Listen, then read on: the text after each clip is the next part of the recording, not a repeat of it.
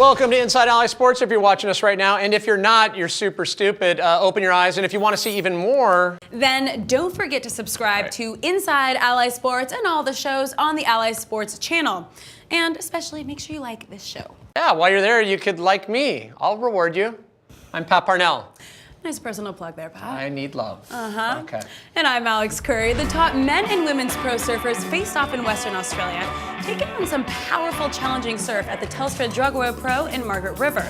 It was an ASP Prime event for the men and a 6-star for the women, delivering 8-foot waves, clean barrels, and several surprises. Yeah, and the first surprise came from Kelly Slater himself. Here we go, Kelly Slater, 100 times world champ. He's coming around, massive forehand cutback.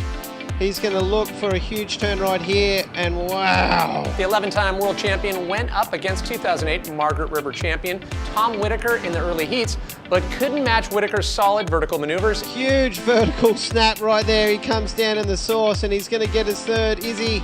Oh, no. Wow. And was eliminated in the round of 24. In the men's semifinals, it was Hawaii versus Australia, combined with a little youth versus experience on top of that. As 19-year-old John Florence took on 32-year-old goofy footer Kai Otten. And Maui native Olamana Eleogram went up against 45-year-old former world champion Aussie Mark Akalupo. But the finals were 100% Hawaiian as sunny skies and clean surf brought crowds of fans to the beach to watch close friends John and Ola compete for the top prize. Florence went big right out of the gate, collecting not one, but 2 9-point rides, mixing huge power gouges with forehand air reverses. Exciting surfing from the young John Florence, who's surfing like a seasoned veteran. Ola continued the consistent surfing that earned him a spot in the finals. Brilliant left-hander from Olamana, including trying to match his opponent's huge air moves. But he was no match for John, who earned a clear victory for the top podium spot at the Prime event, leaving his buddy Ola to nurse a knee injury he received while attempting to match Florence's huge aerials.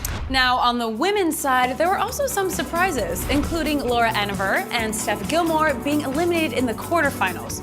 The semifinals brought Australian Nikki Van Dyke up against Hawaii's Malia Manuel, and defending Margaret River champion Courtney Conlogue matched up with Rebecca Woods from Australia. Now, the World Tour rookies were triumphant, with Malia and Courtney competing in the finals. The pressure was definitely on Courtney to repeat her win from last year. While Manuel posted some solid scores, she was no match for the powerful backhand attack coming from Conlogue. There it is. Oh, beautiful tail slide snap. Wow. Who dominated the heat, taking the top spot and the win by a 5-point margin over Malia. That's big. The next stop for the surfers on the ASP World Tour is a trip back to the other side of Australia at Bells Beach for the Rip Curl Pro. One of the world's longest running surf competitions, Bells is famous for its strong surf and intense conditions. On the women's side, look for the return of Margaret River finalist Courtney Conlogue and Lee Manuel, along with 2011 world champion Carissa Moore, to challenge 3-time Rip Curl Pro winner Steph Gilmore.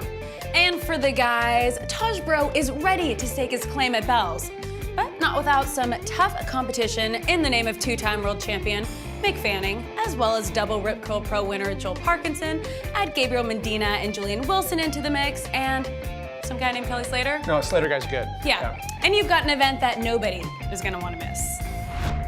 Man, he always fight against fans, so why don't you let